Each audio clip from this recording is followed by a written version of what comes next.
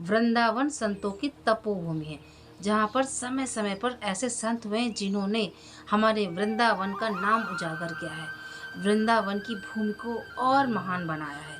ऐसे ही एक ऐसे महात्मा, ऐसे बाबा हुआ करते थे हजारों वर्ष पूर्व, जो सिर्फ राधा रानी को इतना प्रेम करते थे कि उन्हें संसार की किसी भी चीज़, किसी भी वस्त्र, यहाँ तक कि वो अपने भोजन से भी इतना लगाव नहीं रखते थे। सिर्फ राधा रानी को ही प्रेम करते थे, उनकी भक्ति में दिन रात डूबे रहते थे।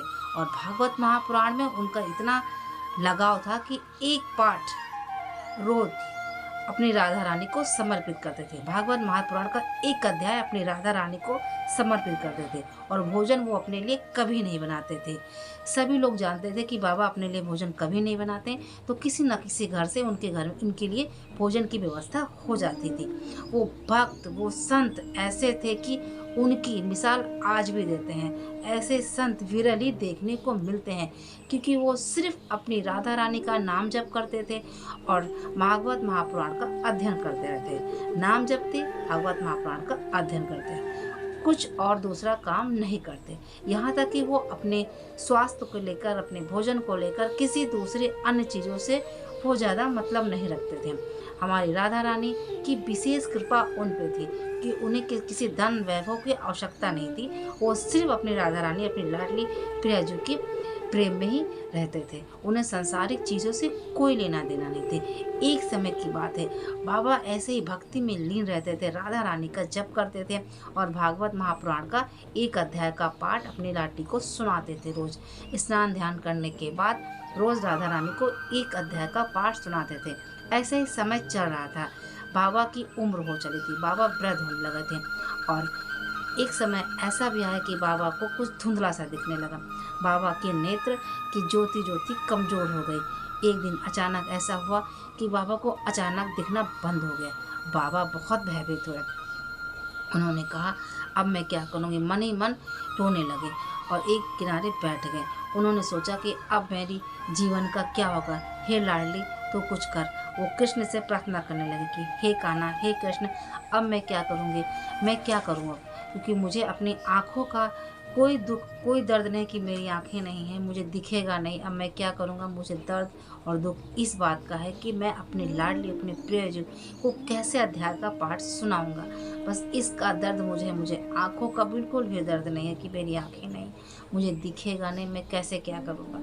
बस यही बात उनको मन ही मन खाए जा रही थी। ये दिनचर्या उनका रोज़ का था, क्योंकि बाबा स्नान ध्यान करने के बाद राधा रानी को अध्याय एक पाठ सुनाते थे। एक दिन की बात है, बाबा ऐसे एक बैठे थे एकांत में, क्योंकि उन्होंने उस दिन ना राधा रानी को भागवत महापुराण का अध्याय का पाठ सुनाया था, ना ही तो उस दिन कुछ, ये सिर्फ नाम जप कर रहे थे और अपने कान्हा से शिकायत कर रहे थे कि हे कान्हा, ये तुमने मेरे साथ क्या किया, ये क्या किया, मुझे किस अपराध का फल मुझे दिया है, कौन से किस चीज़ अपराध का कष्ट मुझे दे रहे हो कि मैं इतना हो गया हूँ कि मैं अपने राधा रानी को अध्याय का पाठ नहीं सुना सकता। यही कह के बस रो रहे थे, प्रार्थना कर रहे थे और मंत्र जाप कर रहे थे। कुछ समय बाद क्या हुआ कि उनकी कुटिया में एक बालक ने आवाज़ लगाया, बाबा बाबा बाबा, अंदर बाबा हैं आप। तो बाबा ने आवाज़ लगाया, हाँ मैं हूँ, आ रहा हूँ। बाबा लड़खड़ाते हुए दीवार का सहारा लेते हुए बाहर पहुँचे। उन्होंने आवाज़ लगाई कि कौन है आप, कौन है, कौन मुझे आवाज़ दे रहा है। बाबा ने कहा, कौन है, मुझे कुछ दिख नहीं रहा है, तुम कौन हो। तो बालक ने कहा, बाबा मैं आपके लिए भोजन लाया हूँ, माँ ने आपके लिए भोजन भेजा है, ये लीजिए आप भोजन कर लीजिए।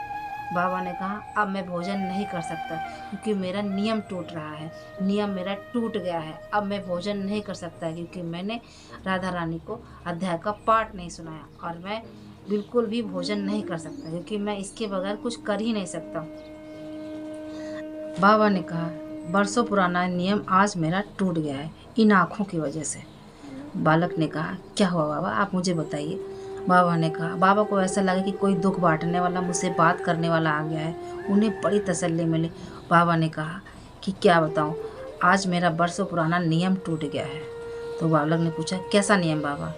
बोले कि मैं रोज़ राधा रानी को एक अध्याय का पाठ सुनाता हूँ भागवत महापुराण का, और आज मेरा नियम टूट गया है, इसलिए मैं भोजन नहीं करूँगा, मैं बहुत दुखी हूँ, ये भोजन तुम वापस ले जाओ। बालक ने कहा, बस इतनी सी बात है, रुको मैं अभी आता हूँ, ये भोजन आप रखिए, मैं अभी बस घर जाता हूँ, बस आता हूँ। बालक दौड़ता हुआ अपने घर गया और वहाँ से एक पट्टी ले गया। बाबा से कहा, ये पट्टी आप अपनी आँखों में बांध लीजिए और थोड़ा सा आराम कर लीजिए, फिर आप ठीक हो जाओगे। बाबा को लगा शायद वो किसी वैद्य का लड़का होगा या वैद्य के बारे में, दवाइयों के बारे में कुछ जानता होगा, इसलिए उसने ऐसा किया। बाबा ने क्या किया, वो पट्टियाँ अपनी आँखों में बांध ली और कुछ देर के लिए वो लेट गए। बाबा जब कुछ देर के बाद उठे तो उन्होंने देखा कि उन्हें सब कुछ बिल्कुल अच्छे से दिखने लगा। बाबा को बहुत प्रसन्नता हुई। बाबा को ऐसे लगा कि जैसे नया उजाला जीवन में हो गया हो और बहुत जो धुंधला सा कुछ समय पहले उन्हें धुंधला सा दिख रहा था एकदम अच्छे से उन्हें दिखने लगा। बाबा ने ये चमत्कार अपने जीवन में देखा तो उन्होंने सोचा कि ये चमत्कार कैसा हुआ, ये कैसे हो सकता, अभी तो मुझे कुछ दिख नहीं रहा था, इसमें क्या ऐसा क्या था कि मुझे अचानक इतने अच्छे से दिखने लगा। बाबा को समझ में नहीं आ रहा था, पर जब उन्होंने पट्टी को उलट पलट कर देखा उसमें राधा ने नाम लिखा हुआ है, तो बाबा को लगा कि हे लाडली, हे प्रियजू, आपके नाम में इतनी शक्ति है कि आपका राधा नाम ही आँखों में बांधते हो गया। क्योंकि उसे बाबा को लगा था कि शायद देखिए इसमें ऐसी कौन सी औषधि थी जो मेरी आँखों को ठीक कर दिया है। जब उसमें राधा नाम देखा तो बाबा को बहुत आश्चर्य हुआ, बहुत प्रसन्नता हुआ कि हे लाडली, जिसे मैं दिन रात जपता हूँ, रटता हूँ, उन्होंने मुझे बस नाम मात्र से ठीक कर दिया। कल तक तो मुझे कुछ नहीं दिख रहा था, ये आपकी ही कृपा है कि जो मैं अच्छे से देख पा रहा हूँ। मुझे माफ़ करना, मैंने अज्ञानतावश जो भी आपसे कहा उसके लिए मैं आपसे क्षमा याचना करता हूँ। तो ऐसे है मेरी प्रिय जी, लाडली जी, कि हमारे वृंदावन में ऐसे संत, ऐसे महात्मा आज भी हैं। आप वृंदावन जाइए, अपनी उन्हीं अंतर आत्मा वाली आँखों से देखिए, फिर देखिए आपको ऐसे महात्मा, हमारे प्रेमानंद महाराज जी, ऐसे बहुत से आपको महात्मा मिल जाएंगे जो आज भी लाडली और प्रिय जो हमारे राधा कृष्ण दोनों जी के दोनों लोग उनमें समाहित हैं। प्रेमानंद महाराज तो बहुत पहले से ही नहीं रहे, उनके अंदर जो है वो राधा रानी ही है, क्योंकि उन्हें ऐसी भयंकर बीमारी है, कहते हैं वो ऐसी भयंकर बीमारी के साथ जी रहे हैं। जो व्यक्ति, सामान्य व्यक्ति होगा वो महीना, 2 महीना, 2-4 महीना नहीं रह सकता। हमारी किशोरी जी, हमारे कान्हा जी उनके अंदर है। प्रेमानंद महाराज जी तो बहुत पहले ही जा चुके हैं। ये हमारी लाडली, हमारी किशोरी जी, हमारे कान्हा जी ही उनके अंदर हैं, जो उन्हें आज भी जीवित किए हैं। इसलिए उनके अंदर भी आप किशोरी जी और हमारे कान्हा जी के दर्शन कर सकते हैं। साक्षात ऐसे महात्मा हमारे वृंदावन में हैं। मथुरा वृंदावन जाइए, हमारे मथुरा वृंदावन में ऐसे ऐसे महात्मा का दर्शन आज भी आपको मिल जाएगा, जो संसारिक जीवन से कोई मतलब नहीं रखते हैं और भगवान की भक्ति भाव में हमेशा लीन रहते हैं। तो दोस्तों, ये छोटा सा प्रसंग हमारी लाडली जी का, हमारे महात्मा जी का कैसा लगा? नए हो तो चैनल को सब्सक्राइब करें, लाइक करिए, कमेंट करके राधा रानी का जयकारा जरूर लगाइएगा, ताकि राधा रानी के चरणों में आपका जयकारा पहुँचे। कमेंट बॉक्स में जय श्री कृष्णा राधा रानी लिखना मत भूलिएगा। मिलते हैं दोस्तों नए वीडियो, नए अच्छे से प्रसंग, अच्छी सी कहानी के साथ। तब तक के लिए राधे राधे, जय श्री कृष्णा।